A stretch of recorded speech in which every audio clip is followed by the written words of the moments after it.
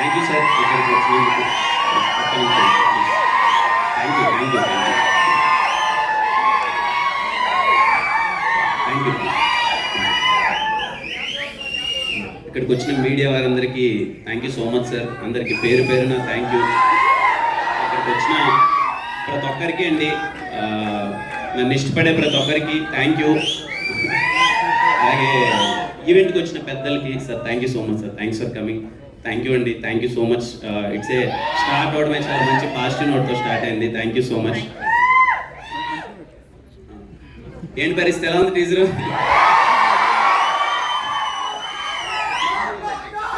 నాకైతే నిజంగా చాలా దినాలైనట్టుంది కలిసి మిమ్మల్ని. కానీ యాక్చువల్గా 1 year అంటే వేరే వాళ్ళకి పెద్ద లేట్ కాకపోవచ్చు, మనకి ఏదో కొంచెం దూరంలోనే 1 year అంటే గ్యాప్లోనే అనిపిస్తుంది.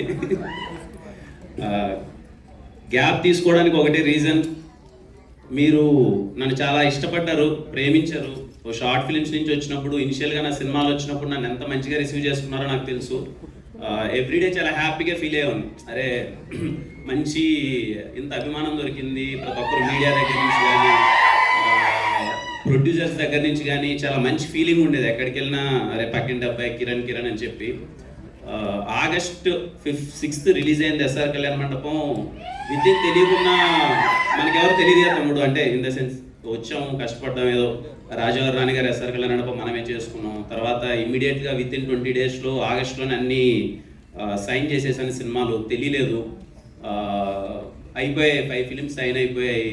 నాకు చాలా ఉండేది, అరే ఎక్కడి నుంచో వచ్చాం కదా, ఇంకా బాగా చేయాలి కంటెంట్ అని.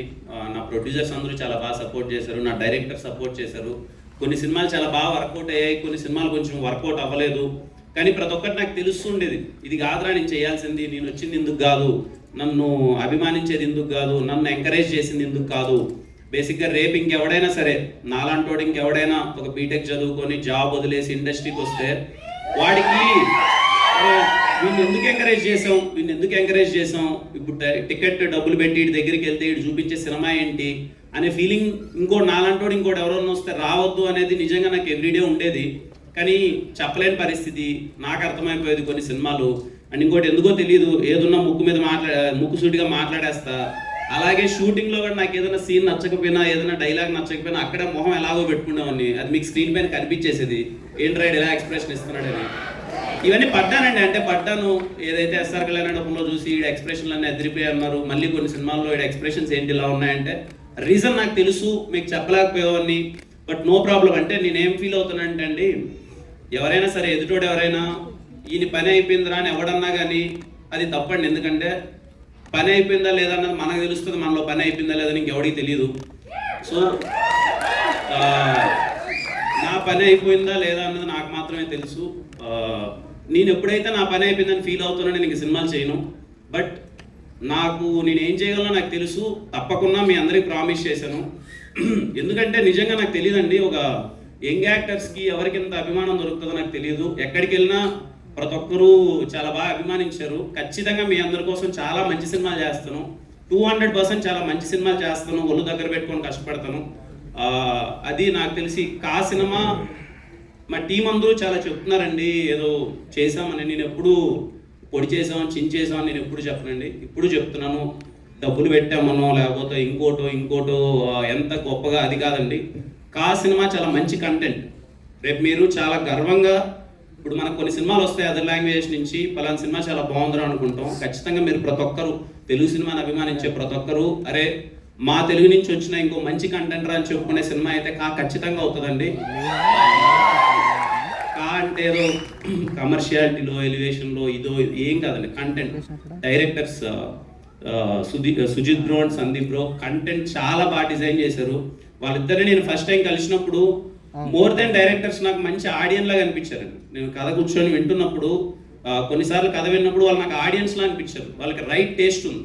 ఫస్ట్ మేము కథ అంతా అయిపోయిన తర్వాత ఒక 1/2 hour ఏం డిస్కస్ చేసామంటే, మా మధ్య వచ్చిన డిస్కషన్ ఏంటంటే, అసలు ఇప్పుడున్న సినారియోలో ఇప్పుడున్న టికెట్స్ కానీ వాట్ ఎవర్ ఇట్ ఈస్, ఒక ఇంత డబ్బులు పెట్టి ఒక ఆడియన్స్ సినిమాకి ఎందుకు వెళ్ళాలి అంటే ఎంత ఎక్స్పీరియన్స్ వాళ్ళకి ఇవ్వాలి అన్నదే ఫస్ట్ మేము దీనికి అనుకున్నామండి. డైరెక్టర్స్ అది వచ్చి ఫస్ట్ నుంచి లేదు, సినిమా ఒక ఆడియన్స్ చూడాలి అని అంటే ఇలా ఇలా డిజైన్ చేయాలి, ఇంత ఎక్స్పీరియన్స్ ఇస్తే కానీ వాడు థియేటర్కి రారు, వచ్చినా కానీ మనం సాటిస్ఫై చేయలేము ఇప్పుడున్న కాంపిటీషన్లో అని చెప్పి వాళ్ళు చేసిన కంటెంట్ బెస్ట్ అండి. కంటెంట్ బెస్ట్, ఫస్ట్ అదే అండి, కంటెంట్ ది బెస్ట్, తర్వాత అవన్నీ రిమైనింగ్ అన్ని ఫాలో అవుతాయి.